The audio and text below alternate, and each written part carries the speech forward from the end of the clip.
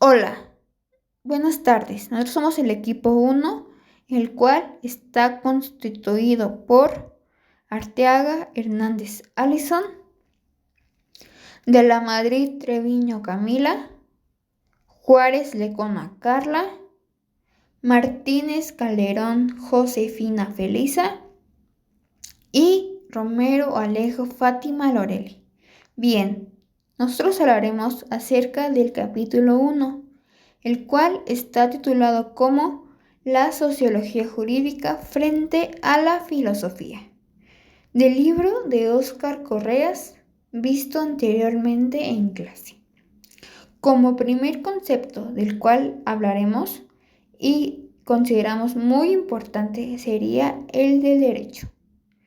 Como sabemos, el derecho tiene diversas definiciones y en este caso utilizaremos las del punto de vista de varios clásicos, tales como Weber, Kelsen y Marx, los cuales decían que este mismo hablaba acerca de un discurso de carácter prescriptivo, el cual era producido por quien detenta el poder, es decir, el que tiene más mandato sobre todos, y que es reconocido como legítimo o bien por la mayor parte de la población de un país, y el cual organiza la violencia, la cual se legitima por el reconocimiento desde el discurso de este mismo. La acción social para Max Weber. Weber afirma que no basta para tener a una acción como objeto de la sociología. Para él, la acción social se distingue de cualquier otro fenómeno humano porque su autor piensa con ella dirigirse a otra persona, con lo cual lo social en que se interesa nuestra ciencia está determinado por el pensamiento, esto es, por la subjetividad humana. Nos dice que por acción, específicamente humana, debe entenderse una conducta en la cual el sujeto o sujetos de la acción enlacen a ella un sentido subjetivo. Esto quiere decir que una acción de las que llamamos involuntarias no sería una acción humana. Por otra parte, dice que una acción social es una en que el sentido mentado por su sujeto o sujetos está referido a la conducta de otros. Nos dice que la sociología se ocupa de acciones en las que sus autores ponen este ingrediente psicológico que es dar sentido. Weber también se ocupa precisamente de hacer la diferencia entre sociología y psicología. Nos dice que la sociología solo se interesa en esos mismos fenómenos psíquicos, siempre que pueda captarse en ellos esa intencionalidad de los autores. No se trata de un desprecio a las ciencias, que como en la psicología, trabajan sobre la causalidad, pues pueden producir conocimientos preciosos, incluso como apoyo a la sociología. Es solo que esta última no se ocupa de la conexión natural de los fenómenos, sino de su conexión específica como fenómenos determinados por la conciencia. Desde luego que el sentido puesto por los autores de sus acciones también puede ser visto como causa de los actos.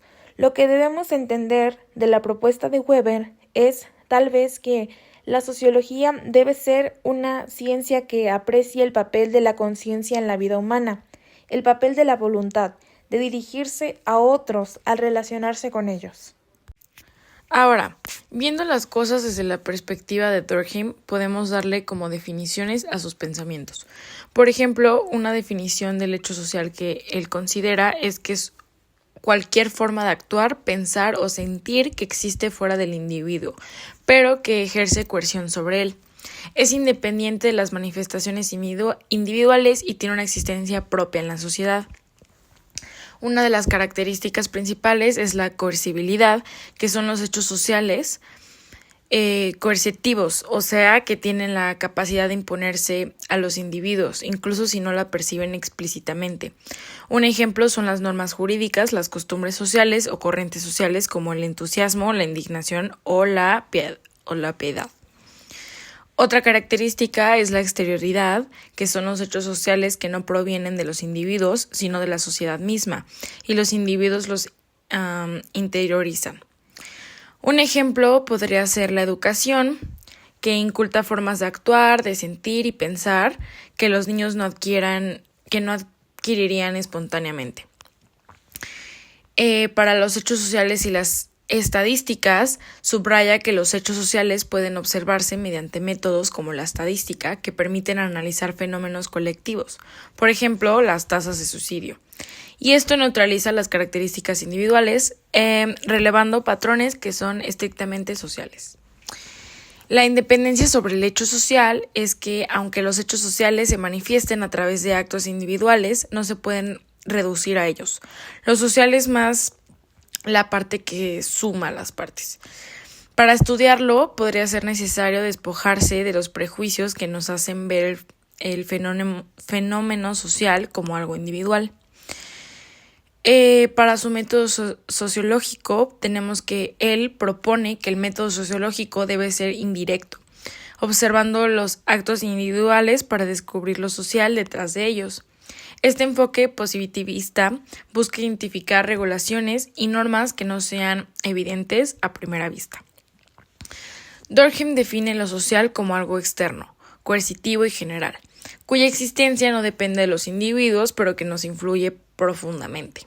Su análisis establece las bases de la sociología como ciencia independiente, marcando un enfoque riguroso para entender los fenómenos colectivos desde una perspectiva objetiva.